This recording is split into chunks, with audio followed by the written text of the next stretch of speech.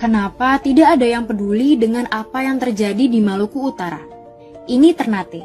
Dan lebih dari 250 km dari sana, ada pulau terpencil yang bernama Obi. Dan ini Desa Kawasi, desa tertua di Pulau Obi. Sebelahnya ada tambang nikel dan smelter. Sungai di desa ini tercemar limbah tambang dan air menjadi kotor. Jadi warga harus membeli air minum.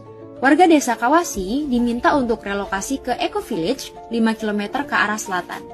Biji nikel diambil dari tambang ini.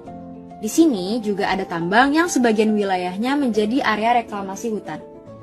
PT Megah Surya Pertiwi sudah operasi smelter nikel dari tahun 2015 dan sebelahnya ada PLTU.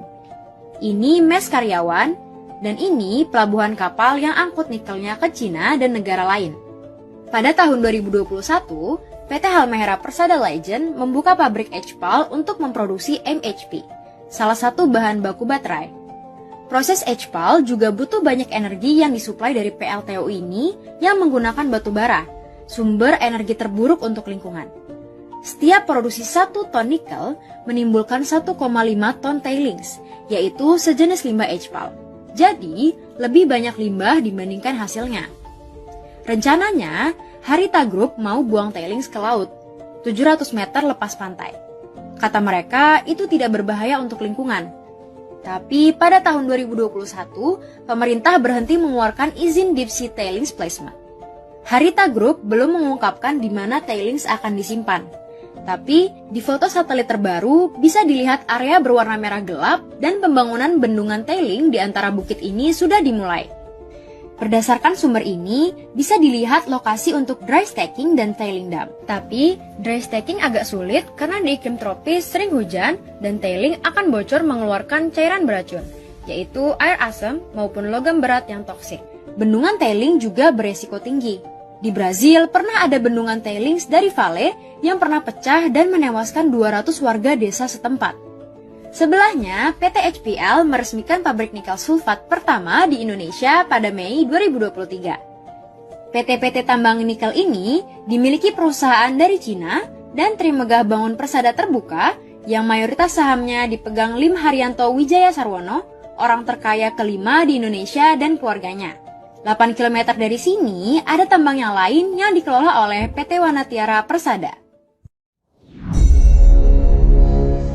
Bayangkan Anda ingin memiliki properti yaitu Hotel Bintang 5. Bayangkan dan rasakan nikmatnya memiliki hotel tersebut. Ulang-ulangi dalam pikiran bawah sadar Anda bahwa Anda sudah memilikinya. Percaya 100% Anda sudah memilikinya. Kemudian lepaskan impian itu ke semesta.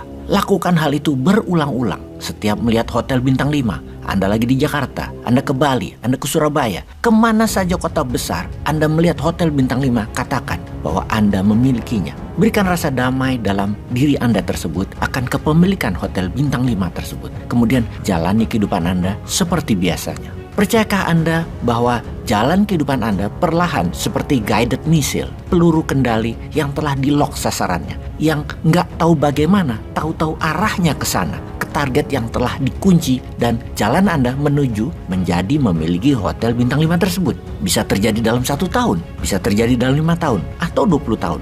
Tahu-tahu kena aja itu sasaran. Oke, Anda boleh percaya, boleh tidak dengan metode yang namanya projected imaginary ini. Yang di dalam pikiran bawah sadar manusia, ya memang tidak ada yang namanya reality dan imajinasi. Karena apapun yang bisa masuk dalam pikiran Anda, ya bisa jadi kenyataan.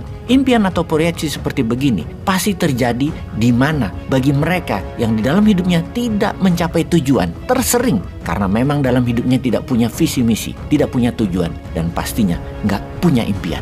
Kembali ke masalah orang kebanyakan yang mengatakan dari mana uangnya, siapa yang mengelolanya, saya nggak punya pengalaman. Apapun itu disebut dream stealer atau pencuri mimpi. Banyak dari kita punya pencuri mimpi di dalam dirinya. Namun dream stealer ada juga di luar diri Anda, yaitu orang terdekat Anda, juga orang lain yang tidak suka kesuksesan ada dalam diri Anda. Apapun impian Anda pasti dibatalkannya. Kembali ke cita-cita keadilan sosial bagi seluruh rakyat Indonesia. Sila kelima yang saat ini hilang. Indonesia ingin menjadi negara nomor 1 di dunia dalam bidang ekonomi, dalam bidang teknologi, sosial, budaya, entertainment, dan militer. Itu adalah cita-cita New Mind. Dan siapa yang mengatakan hal itu tidak mungkin tercapai, kemudian mengatakan New Mind halu, mereka adalah dream stealer. Pejabat yang mengatakan Indonesia tidak punya uang, pejabat itu dream stealernya. Mereka yang mengatakan orang Indonesia tidak mampu, perlu asing, mereka itu dream stealer, mereka itu pencuri mimpi. Memang bisa Indonesia jadi nomor 1? Apa senjata Indonesia untuk menjadi nomor 1 dalam bidang ekonomi? Maka kekuatan Indonesia adalah mineral di perut bumi, di bawah permukaan tanah Indonesia, yang semua mineral tersebut ada dalam kandungan Ibu Pertiwi Indonesia. Kemudian kita punya pasal 33 yang menyatakan kekayaan itu milik rakyat Indonesia. Untuk itu kita ingatkan bahwa selain pejabatnya pencuri mimpi, pejabatnya juga melanggar pasal 33 karena memberikan kekayaan Indonesia ke asing. Begini penjelasan pelanggarannya. Kalau Anda ingin punya hotel, maka Anda cari operatornya juga tentunya karena Anda kurang pengalaman. Maka hotel bintang 5 yang kita mau bangun, kita tenderkan pengelolaannya. Kita pilih Kempinski misalnya, atau Bulgari misalnya, atau Hyatt, atau St. Regis, apapun itu yang nanti jadi pengelola kita. Maka fee manajemen kira-kira 10% dari nilai investasi, dan setiap tahun mereka dapat 4-5% dari omset yang mereka buat untuk hotel kita.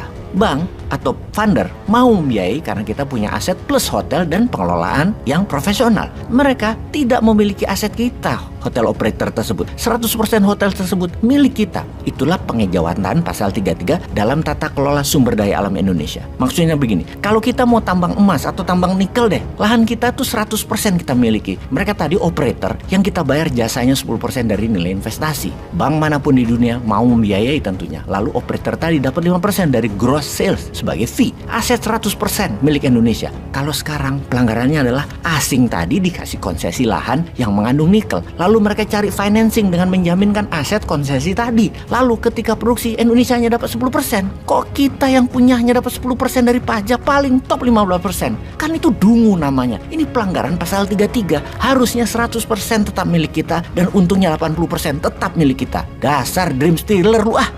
Peace.